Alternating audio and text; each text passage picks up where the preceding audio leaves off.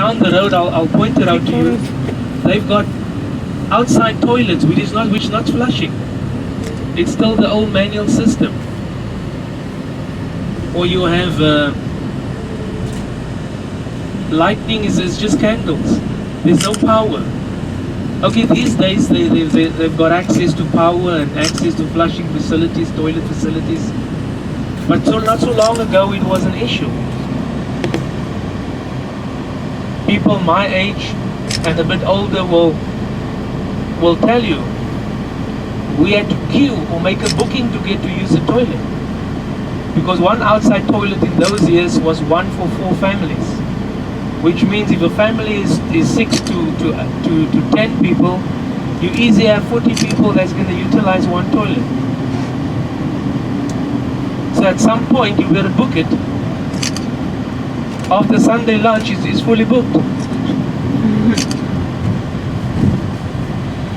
And I mentioned to you the unemployment in townships like this. So this is not a holiday, it's Monday, it's a working day, and yet you see all these people. Now Langa has got a population of 52,000 people, so give and take you have any given time 17,000 people walking around and don't have a job.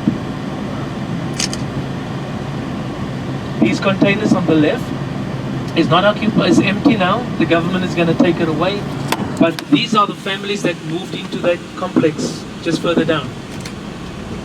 So the government is going to build some more houses here now.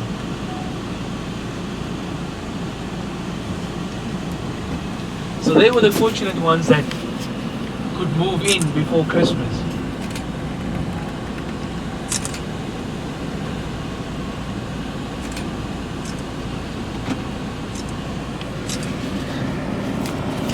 Any questions for me? No?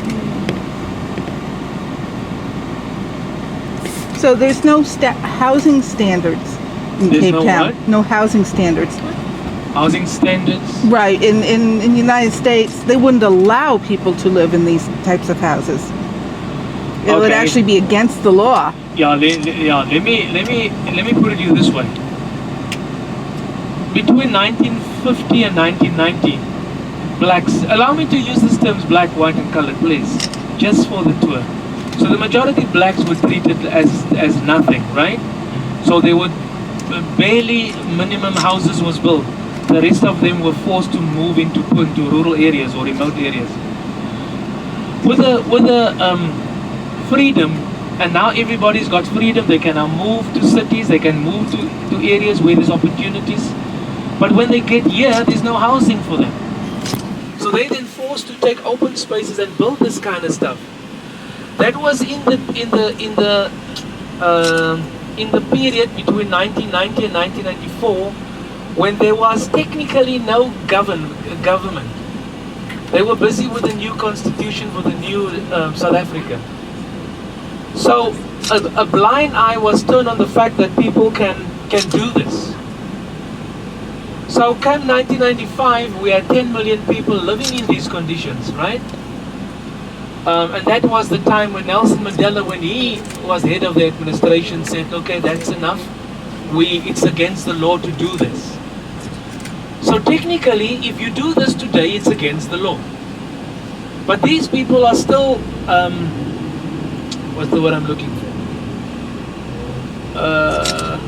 Victims of the old system. So in terms of standards, as you put it, there is standards. It's just that they need to, that is why the government is pushing to convert housing so that they can move into that. I believe you guys also into community gardens now. Yes. And this is again for families that where there's no income, so they live off these lands or vegetable lands. Sorry, ma'am, did I answer your question in a way? Yes. Okay. Yes.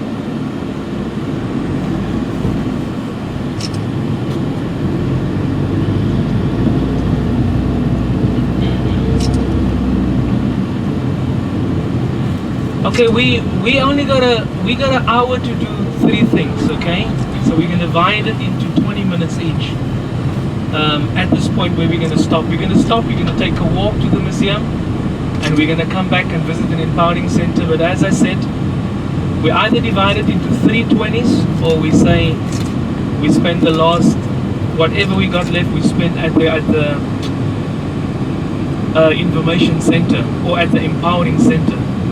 So we'll spend the next hour here, and then we'll move on to the next town. Is that okay? Mm-hmm.